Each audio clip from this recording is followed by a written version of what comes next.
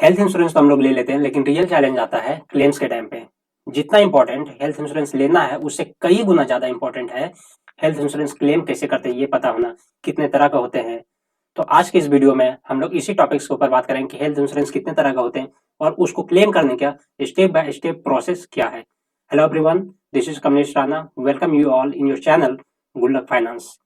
तो health insurance claim basically दो तरह के होते हैं, एक कैशलेस, दूसरा रिम्बर्समेंट। कैशलेस मोड वो होता है जिसमें आपको कोई पेमेंट नहीं देना पड़ता अपने एंड से।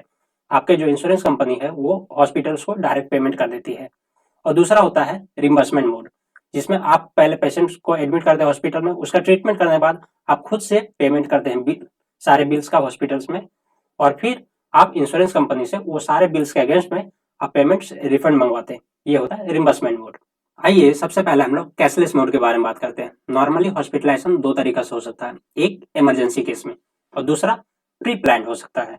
इमरजेंसी केस ये हुआ कि एक्सीडेंट हो गया तो सडनली उसे एडमिट करना पड़ा, या फिर उसका पहले से ट्रीटमेंट कुछ चल रहा था और लेकिन तबीयत उसका बहुत ज्यादा खराब हो गया जिसकी वजह से उसको हॉस्पिटलाइज करना पड़ा। तीसरा ये केस हो सकता है कि नॉर्मल ठीक है सब, लेकिन सडनली कुछ ऐसा उसका बॉडी में हुआ या कोई तबीयत ज्यादा खराब हुआ जिसके कारण उसे एडमिट करना पड़ा। तो इमरजेंसी केस में जब पेशेंट एडमिट हो गया उसके 24 घंटा के अंदर में हेल्थ इंश्योरेंस कंपनी को इंटीमेट करना होता है कि मेरा पेशेंट एडमिट हो गया है। तो हॉस्पिटल जाने के बाद सबसे पहले आपको टीपीए के पास जाना है। हर एक हॉस्पिटल में टीपीए डेस्क होता है जिसको इंश्योरेंस डेस्क भी बोलते हैं। इंश्योरेंस डेस्क पे जाने के बाद आपसे टीपीए को मिलना है और टीपीए से पूछना है कि क्या क्या डॉक्यूमेंट्स मुझे चाहिए, क्या क्या डॉक्यूमेंट्स मुझे देना होगा। आप एक बार में मुझे सारा लिस्ट बना करके दीजिए। जनरली वो आपसे मांगेगा एक पासपोर्ट साइज फोटो, दूसरा केवाईसी के लिए आपसे पैन और आधार, तीसरा आपका इंश्योरेंस पॉलिसी या फिर हेल्थ कार्ड। इसमें बहुत लोग क्या करते हैं कि हेल्थ इंश्योरेंस पॉलिसी का जो पेपर्स रहता है वो घर में छूट जाता है या कहीं दूसरे जगह रख दिए जिसे दूसरे के किसी को पता नहीं है। तो आप क्या कर सकते हैं कि आजकल हर एक इंश्योरेंस कंपनीज की अपना एक ऐप आया है, उस ऐप को डाउनलोड कर लें, अपने रजिस्टर्ड नंबर से लॉगिन कर लें ताकि वो अपने आपके साथ में हमेशा रहे। या फिर आप जो हेल्थ इंश्योरेंस पॉलिसी है या कार्ड है उसको एक सेपरेट जगह पे रख सकते हैं जिसके बारे में सबको पता, आपके पूरे फैमिली मेंबर्स को पता हो कि यहाँ पे इसका पॉलिसी रखा हुआ है। चौथा चीज आपसे वो फिल करवाएगा एक प्री ऑथराइजेशन फॉर्म और उसके साथ में डॉक्टर का प्रिस्क्रिप्शन कि पेशेंट क्यों एडमिट हुआ है, उसका क्या प्रॉब्लम्स है, उसको एस्टिमेटेड कितना दिन तक लग सकता है। ये एक एस्टिमेशन भी हॉस्पिटल्स भेजता है इंश्योरेंस कंपनी को। इनिशियल लेवल पे इंश्योरेंस कंपनी जितना एस्टिमेशन हॉस्पिटल्स भेजता है उससे थोड़ा कम ही अप्रूव्ड करती है ताकि आपका ट्रीटमेंट शुरू हो जाएगा। शुरू होने के बाद वो जब ट्रीटमेंट कम्प्लीटली हो जाता है उसके बाद आता है डिस्चार्ज के टाइम पे। डिस्चार्ज के टाइम पे टीपीए फिर से आपका पूरा डिस्चार्ज समरी मांगेगा, जितने भी रिपोर्ट्स हुए हैं लैब के, blood reports, CT scan, x-ray etcetera, जितने भी रिपोर्ट्स हुए हैं सारी रिपोर्ट्स, सारा इनवॉइस पेपर, सारा बिलिंग्स वो मांगेगा और वो फिर सब टीपीए सबमिट करेगा हेल्थ इंश्योरेंस कंपनी के पास। हेल्थ इंश्योरेंस कंपनी उसको रिव्यू करती है कि ये सारा चीज ठीक है। अगर कुछ आपको पेमेंट करना पड़े तो आपको पेमेंट करना होगा। अब ये पेमेंट क्यों करना पड़ता है, क्योंकि मेरा तो हेल्थ इंश्योरेंस है फिर भी क्यों पेमेंट करना पड़ता है, वो डिपेंड करता है कि आपके हेल्थ इंश्योरेंस में क्या क्या फीचर्स है। कहीं आपका सब लिमिट्स तो नहीं लगा हुआ है, रूम कैपिंग तो नहीं लगा हुआ है या जोन वाइज कैपिंग नहीं है। वो डिपेंड करता है पॉलिसी टू पॉलिसी। जिस जो आप पॉलिसी ले रहे हैं उस टाइम चेक करना होता है कि मेरे पास क्या क्या ऑप्शन अवेलेबल है, मेरे पॉलिसी में क्या क्या फीचर्स है। उसके अकॉर्डिंग वो हेल्थ इंश्योरेंस कंपनी आपका बिल्स को अप्रूव्ड करती है। अगर आपके पॉलिसी में सारा कुछ है तो वो सारा अप्रूव्ड कर देगी, सारा बिल अमाउंट्स, और आपको बिना 1 रुपया दिए हॉस्पिटल्स में आप आ सकते हैं डिस्चार्ज होकर के घर। यहाँ पे आपका काम खत्म हो जाता है। दूसरा ऑप्शन है प्री प्लान में नॉर्मली हॉस्पिटलाइजेशन का। तो प्री प्लान वो हो गया कि पहले से आपका ट्रीटमेंट चल रहा है और डॉक्टर बोला कि आपको इस डेट में सर्जरी करना है या इस डेट में आपका लेजर ऑपरेशन होना है। तो आपके पास ऑलरेडी पहले से पता है कि हमको किस डेट में जाना है। तो उस केस में 48 आवर्स ऑफ हॉस्पिटलाइजेशन के पहले आपको इंटीमेट करना था कंपनी से। इसमें प्रेफरेबल ये रहता है कि आप पहले कंपनी को इंटीमेट कर दें ताकि आपके पास पहले अप्रूवल्स आ जाए हेल्थ इंश्योरेंस कंपनी का, सो डैट आप आराम से ट्रीटमेंट करवा करके घर आ सकते हैं बिना कोई दिक्कत का। ये टेंशन नहीं लेना होता है कि क्या अप्रूव्ड होगा नहीं होगा, इस तरह का आपको कोई टेंशन नहीं लेना होता है। और अगर आप पहले अप्रूवल करवा लेते हैं तो बिना टेंशन फ्री के, बिना कोई टेंशन के आराम से आप जाके ट्रीटमेंट करवाइए और फिर घर आ जाइए। दूसरा तरीका होता है क्लेम्स करने का रिम्बर्समेंट मोड में। कैशलेस मोड में आपका काम खत्म हो जाता है जब पेशेंट डिस्चार्ज हो जाता है, बट रिम्बर्समेंट मोड में आपका काम एक्चुअल में वहां से शुरू होता है। सबसे पहले जब पेशेंट हॉस्पिटलाइज हो, आपको इन हेल्थ इंश्योरेंस कंपनी को इंटीमेट करना है 24 घंटा के अंदर कि मेरा पेशेंट इस हॉस्पिटल में एडमिट है। फिर आपको कुछ नहीं करना, आपको पेशेंट का ट्रीटमेंट कराना है, उसके बाद अपने पॉकेट से हॉस्पिटल का बिल पे करना है।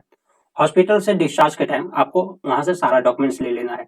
हॉस्पिटल ये डॉक्टर का जो प्रिस्क्रिप्शन है, इन्वेस्टिगेशन का पेपर, सारे डायग्नोसिस या लैब रिपोर्ट्स जैसे सीटी स्कैन, एक्सरे, ब्लड रिपोर्ट जितने भी हुए, ये सारे ओरिजिनल पेपर्स लेना है। आपको सारा इन्वॉइसिंग देना है। उसके बाद उस इन्वॉइस को आप कैसे पेमेंट किए हैं, क्या पेमेंट मोड है, वो उसका रिसिप्ट लेना है। याद रहे ये सारे डॉक्यूमेंट्स ओरिजिनल होने चाहिए और सारे डॉक्यूमेंट्स में हॉस्पिटल का स्टैम्प इनिशियल्स के साथ में होना चाहिए। ये लेने के बाद आपको एक फॉर्म फिलअप करना है।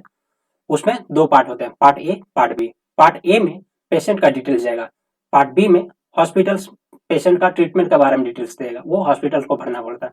उसमें भी ध्यान देना है कि हॉस्पिटल्स उस पर स्टैम्प और साइन कर रहा है, नहीं तो फिर आपको दिक्कत होगा, क्योंकि ये बाद में फिर क्वेरी रेज हो जाएगा हेल्थ इंश्योरेंस कंपनी के साथ में। तो ये सारे डॉक्यूमेंट्स के साथ में आपका डॉक्टर का प्रिस्क्रिप्शन, लैब रिपोर्ट्स, सारे इनवॉइस, सारे पेमेंट्स का रिसिप्ट, उसके साथ में आपको केवाईसी अटैच करना है, पैन, आधार और आपका पॉलिसी का पेपर, और उसके साथ में आपको एक कैंसिल चेक अटैच करना है। कैंसिल चेक में आपका नाम प्री प्रिंटेड होना चाहिए। अगर वो नहीं है तो आप बैंक स्टेटमेंट भी अटैच कर सकते हैं उसके साथ में। और ये सारे का एक पीडीएफ फाइल बना करके आप अपने ऐप में, जो हेल्थ इंश्योरेंस कंपनी का ऐप है, उसमें आप क्लेम सेक्शन में जाकर के अपलोड कीजिए, वहां कर सकते हैं। दूसरा, आप कंपनी का वेबसाइट से ईमेल आईडी निकाल सकते हैं और उस ईमेल आईडी पे आप इसको सेंड कर सकते हैं। तीसरा, आपको इसे फिजिकली भी हार्ड कॉपी में भेजना होता है इंश्योरेंस कंपनी के पास। ये एड्रेस किस एड्रेस पे भेजना है, वो कुरियर एड्रेस आप या तो हेल्थ इंश्योरेंस कंपनी से कॉल करके पूछ सकते हैं, या फिर जो इंश्योरेंस एडवाइजर है उसका हेल्प ले सकते हैं उस ये पता करने के लिए कि आपको कहाँ पे एक्चुअली वो कुरियर कराना है। कुरियर करने के बाद हेल्थ इंश्योरेंस कंपनी की तरफ से अगर कोई क्वेरी रहता है तो वो आपसे पूछेगी कि, और अगर कोई क्वेरी नहीं रहा तो फिर आपका पेमेंट रिफंड आ जाता है 15 से 30 दिन के अंदर। वो डिपेंड करता है अलग अलग कंपनी का, किसी का 10 दिन में भी आ जाता है, किसी का 15 दिन और कुछ ज्यादा। वो अगर कुछ क्वेरी है और उसको रिस्पॉन्स आप डिले कर रहे हैं तो उतना ही डिले आपका हो जाता है पेमेंट्स रिफंड आने में। रिम्बर्समेंट मोड में सिर्फ आपको ये ध्यान देना है कि आपको ऐसे हॉस्पिटल्स में नहीं जा रहे जो एक्सक्लूडेड किया हुआ है। हर इंश्योरेंस कंपनी कुछ कुछ हॉस्पिटल्स को एक्सक्लूड कर देती है या कुछ कुछ हॉस्पिटल्स को ब्लैकलिस्ट कर देती है कि अगर आप उस हॉस्पिटल्स में ट्रीटमेंट करवाते हैं तो हेल्थ इंश्योरेंस कंपनी 1 रुपया नहीं देने वाला है आपका ट्रीटमेंट का। तो हॉस्पिटलाइज होने से पहले ये जरूर देखें। ये पॉलिसी लेते वक्त आपको जानना है कि मेरे पॉलिसी के अंदर या मेरे हेल्थ इंश्योरेंस कंपनी ने कौन कौन सा हॉस्पिटल्स को मेरे एरिया में एक्सक्लूड किया हुआ है, ब्लैक लिस्टेड किया हुआ है। उसके बाद ही उसी के अकॉर्डिंग आप उस हॉस्पिटल्स में कभी मत जाइए, नहीं तो आपको क्लेम्स नहीं मिलने वाला है। तीसरा, पहले कैशलेस मोड सिर्फ जो नेटवर्क हॉस्पिटल्स है उसमें अवेलेबल हुआ करता था, बट अब नया नोटिफिकेशन आया, उसके अकॉर्डिंग आप जो नॉन नेटवर्क हॉस्पिटल्स हैं उसमें भी कैशलेस मोड अडॉप्ट कर सकते हैं, प्रोवाइडेड वो हॉस्पिटल कैशलेस मोड अडॉप्ट कर रहा है या नहीं।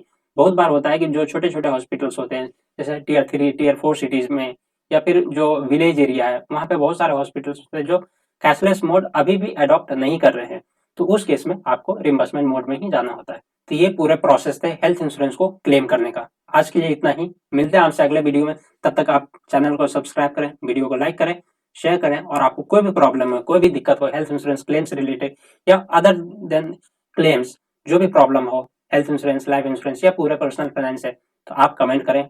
हम लोगों ने ऑलरेडी अपलोड कर दिया है वीडियो कि आपको हेल्थ इंश्योरेंस क्यों लेना चाहिए और हेल्थ इंश्योरेंस लेते टाइम आपको क्या क्या देखना चाहिए आपके पॉलिसी में। अगर आपने वो वीडियो नहीं देखा तो जाइए वॉच कीजिए, और जब भी आप कोई प्लान लेने जा रहे हो, कोई हेल्थ इंश्योरेंस लेने, उससे पहले वो एक बार रिव्यू कर लीजिए। आपने अपना कीमती वक्त दिया, इसके लिए बहुत बहुत धन्यवाद। नमस्कार, जय हिंद।